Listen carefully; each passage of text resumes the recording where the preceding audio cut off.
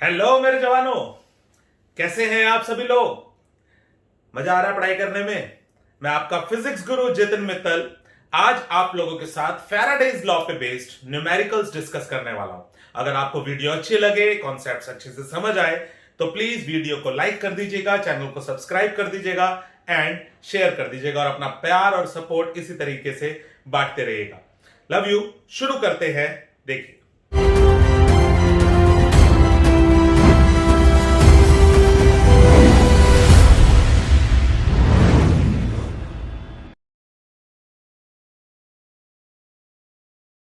तो दोस्तों क्या कह रहा है हमारा पहला सवाल। पहले सवाल में आपको मैग्नेटिक फ्लक्स गिवन है कि वो टाइम के साथ कैसा वेरी कर रहा है, रेजिस्टेंस गिवन है कॉइल का और कह रहा है इंड्यूस्ड करंट की वैल्यू निकालो जब टाइम की वैल्यू 2 सेकंड हो। बहुत सिंपल सा सोल्यूशन है बच्चे। E का formula is minus D five by D T. तो फाइव की जगह वैल्यू पुट करता हूं 4t cube plus 5t square plus 5। Differentiate करता हूं 12t स्क्वायर प्लस 10t, 5 का 0 ही हो गया। नाउ जब t की जगह 2 पुट कर दूंगा, माइनस में 12 इंटू 2 का स्क्वायर प्लस 10 इंटू 2, तो ये मेरे पास बना 48 plus 20 68 minus 68 volt. Now resistance is given as 4 ohm, तो I की value is minus 68 upon 4, that is minus 17 ampere. Okay, ये माइनस या प्लस बच्चे सिर्फ और सिर्फ पोलैरिटी ऑफ ईएमएफ या इंड्यूस करंट की डायरेक्शन को बता रहे हैं। अगर फ्लक्स टाइम के साथ बढ़ रहा हो, जैसा कि इस क्वेश्चन में हो रहा है, फ्लक्स टाइम के साथ इंक्रीज हो रहा है, तो फ्लक्स अगर बढ़ रहा होगा तो ईएमएफ नेगेटिव में आएगा, घटता हुआ आई की वैल्यू माइनस में आएगी। अगर फ्लक्स डिक्रीज हो रहा होगा तो ई और आई पॉजिटिव आएंगे। तो आप अपने आंसर को चेक कर सकते हो उसके अकॉर्डिंग। तो आइए देखते हैं अगला सवाल।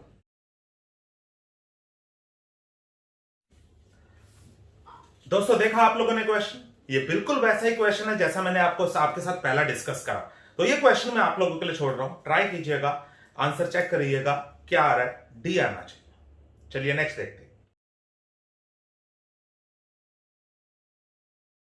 दोस्तों नेक्स्ट क्वेश्चन में हमें number of turns of coil given है 500, साइड गिवन है 10 सेंटीमीटर स्क्वायर है, तो एक साइड को मैं 10 टू पावर -1 मीटर लिख सकता हूं।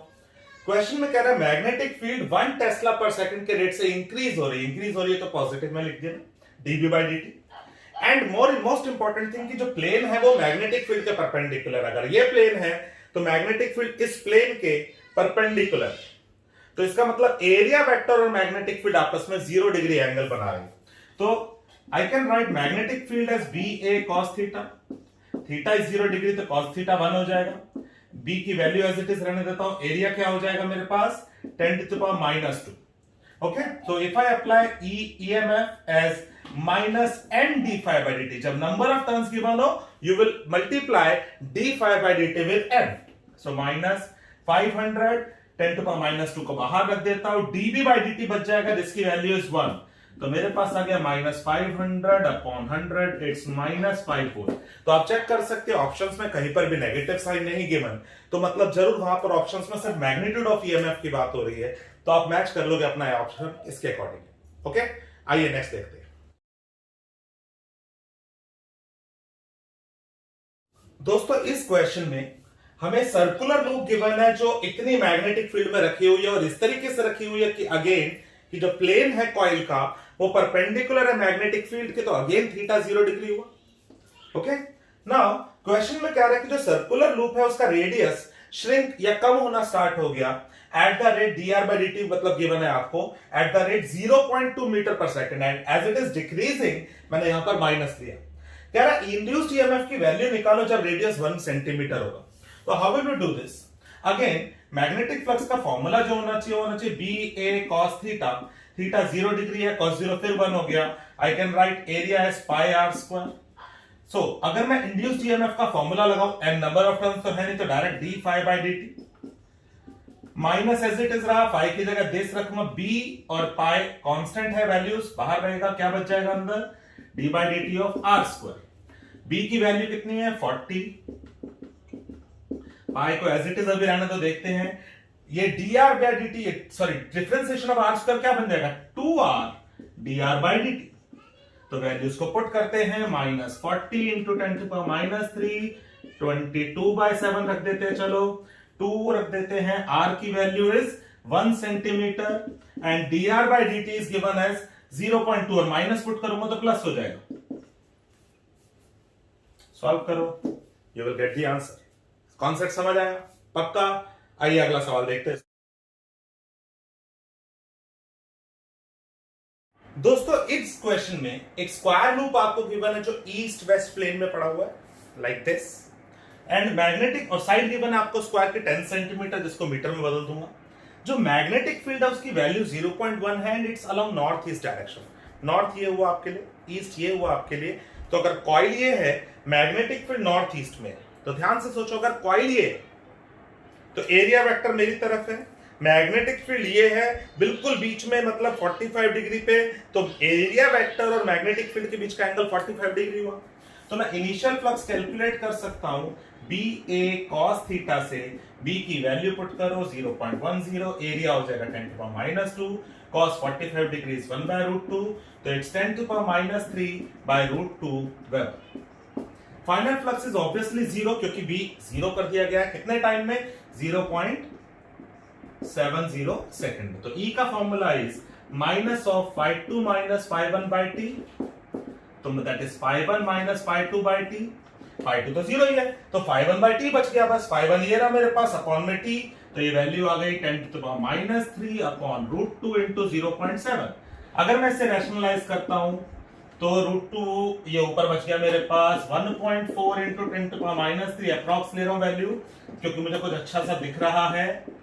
√2 × √2 हुआ, ये कैंसिल हुआ, इट्स अप्रॉक्स 1 मिलीवोल्ट। आया समझ? आइए अगला सवाल देखते हैं।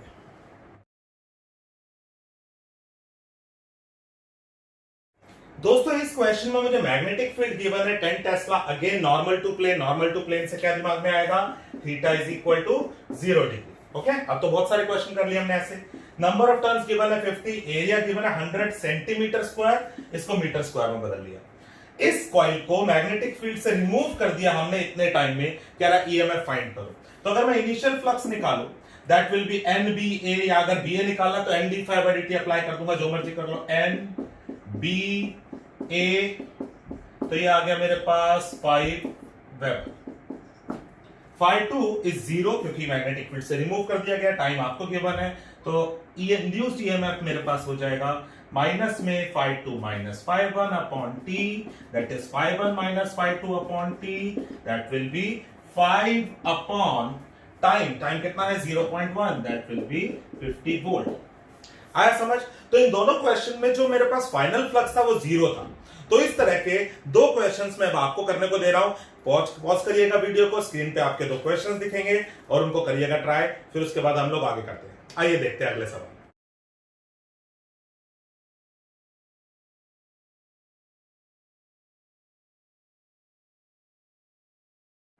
दोस्तों इस क्वेश्चन में मुझे नंबर ऑफ टर्न्स गिवन है, एरिया गिवन है, मैग्नेटिक फील्ड गिवन है और एक बहुत इंपॉर्टेंट लाइन लिख दी, coil is reversed in 50 millisecond. यहां पर एक्चुअली क्वेश्चन में एक छोटी सी इंफॉर्मेशन मिसिंग है कि शुरू में कॉइल कैसे पड़ी हुई थी। तो जनरली ऐसा जब क्वेश्चन आएगा तो आपको ये बोलेगा कि इनिशियली अगर कॉइल मैग्नेटिक फील्ड के परपेंडिकुलर है एंड इट इज रिवर्स्ड, तो लाइक दिस। तो अगर मैं शुरू में थीटा 0 डिग्री लूंगा तो रिवर्स करने पर थीटा क्या हो जाएगा 180 डिग्री। तो अगर मैं इनिशियल फ्लक्स को, क्योंकि एन गिवन है तो NBA बोलता हूं cos 0 डिग्री, तो final flux will be NBA cos 180 degree, तो that will be NBA, that will be minus NBA। तो जब मैं φ2 - φ1 अगर फाइंड करूंगा तो दैट विल बी -2 NBA। तो अगर मैं E के फॉर्मूले में minus of φ2 - φ1 upon t put करता हूं तो -+2 NBA अपॉन टाइम आ जाएगा। सारी वैल्यूज पुट करो and you will get the answer. और ये मिली को चेंज करना मत भूलना, कर लोगे पक्का? तो इसी के बेसिस पे दो और सवाल मैं आपको दे रहा हूं, उनको ट्राई कीजिएगा, फिर उसके बाद देखते हैं और सवाल। आइए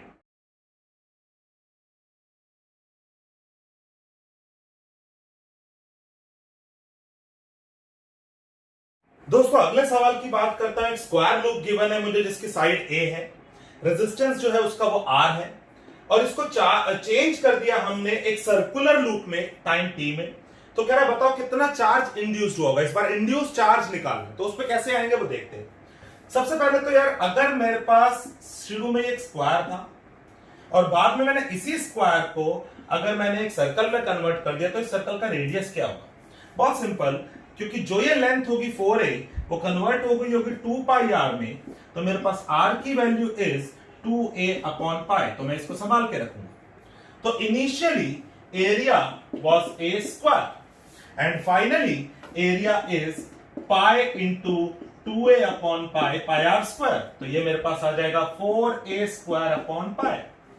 इन एरियाज का मैं इस्तेमाल करूंगा क्योंकि सिर्फ एरिया ही चेंज हुआ है। तो initial flux is b into a1, final flux is b into a2। Okay, क्योंकि शुरू क्वेश्चन के अकॉर्डिंग कुछ भी और नहीं बदला है तो थीटा वही का वही रहा होगा। तो मेरे पास टाइम भी गिवन है t, तो मेरे पास induced EMF will be minus में φ2 माइनस φ1, तो मैं डायरेक्ट φ1 माइनस φ2 बोल सकता हूं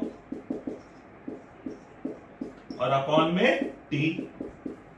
अगर ये इंड्यूस्ड ईएमएफ है, क्या मैं इसे I इंटू आर लिख सकता हूं? क्या मैं I को Q बाई टी लिख सकता हूं? चार्ज अपॉन टी, टी से टी कैंसिल, तो Q की वैल्यू आ गई, यहां से b a स्क्वायर कॉमन लिया, r अपॉन में गया, मेरे पास बच गया 1 minus 4 upon pi. This will be the amount of induced charge. आया समझ? वीडियो को पॉज कीजिए, समझ नहीं आया दोबारा चलाइए, मैं नहीं बता रहा। आइए अगला सवाल देखते हैं।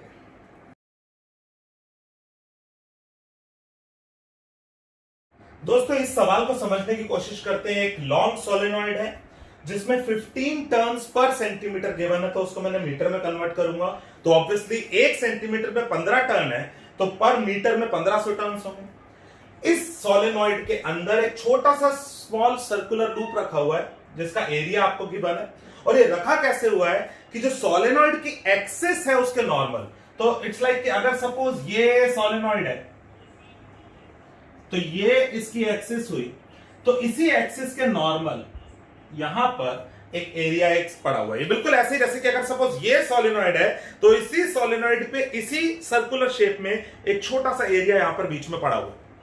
अब इस सोलेनॉइड में अगर कुछ करंट पास होगा तो उस करंट की वजह से यहां मैग्नेटिक फील्ड होगी और इस एरिया के थ्रू ऑब्वियसली कुछ फ्लक्स होगा। अब ये करंट को अगर मैं बदलूंगा तो ये मैग्नेटिक फील्ड बदलेगी, तो इसका फ्लक्स बदलेगा, और यही क्वेश्चन में हो रहा है। तो कह रहा है कि अगर करंट को ये चेंज कर दिया जाए इतने टाइम में, तो बताओ इस छोटी सी कॉइल पे कितना ईएमएफ इंड्यूस होगा। बहुत सिंपल क्वेश्चन, आप इस छोटी सी कॉइल का इनिशियल फ्लक्स सोचिए, कैसे निकालूं? इस छोटी सी कॉइल का फ्लक्स होगा जी, इसके थ्रू बी कितना है और इसका एरिया मतलब जो आपको गिवन है, और इसका बी क्या होगा? बी तो वो है जो सोलेनॉइड की वजह से वो कितना होता है, म्यू नॉट एन आई। φ2 क्या हो जाएगा? b into A again, mu not an I. Okay, और मेरे पास टाइम गिवन है तो मेरे पास E का फॉर्मूला हुआ φ1 माइनस, मैं डायरेक्ट लिख रहा हूं इस बार, तो मेरे पास देखो सब कुछ कॉमन आ जाएगा, φ1 माइनस φ2 अगर करूंगा, म्यू नॉट एन और ए कॉमन आ जाएगा, सिर्फ I1 माइनस I2 बच जाएगा अपॉन में टी। मैं सारी वैल्यूज पुट करूंगा, n की वैल्यू, a की वैल्यू, म्यू नॉट की वैल्यू, हमें पता है 4/10⁻⁷, I1 I2 सब कुछ पुट करूंगा। देखो I1 से I2 बढ़ रहा है, फ्लक्स इंक्रीज हो रहा है, तो E अपने आप माइनस में आ जाएगा। ओके, समझ आया? एक और सवाल देखते हैं और आज का लेक्चर ओवर करेंगे। देखते हैं आज का लास्ट सवाल। दोस्तों इस सवाल में एक कॉइल और एक मैग्नेट पास में पड़े हुए हैं, दोनों को एक ही डायरेक्शन में मूव कर रहे हैं, इस तरीके से कि ये 1 मीटर मूव कर रहा है 0.5 सेकंड में और ये मैग्नेट 2 मीटर मूव कर रहा है 1 सेकंड में। यार ये मजाक कर रहे हो क्या? ये तो वही बात होगी यार, 1 मिनट और 60 सेकंड दोनों सेम बात है, दोनों की स्पीड सेम है, तो दोनों को मैं सेम स्पीड से मूव कर रहा हूं। फैराडे का लॉ, फैराडे के एक्सपेरिमेंट्स लेक्चर में बहुत अच्छे से बताया। क्या कोई ईएमएफ इंड्यूस होगा?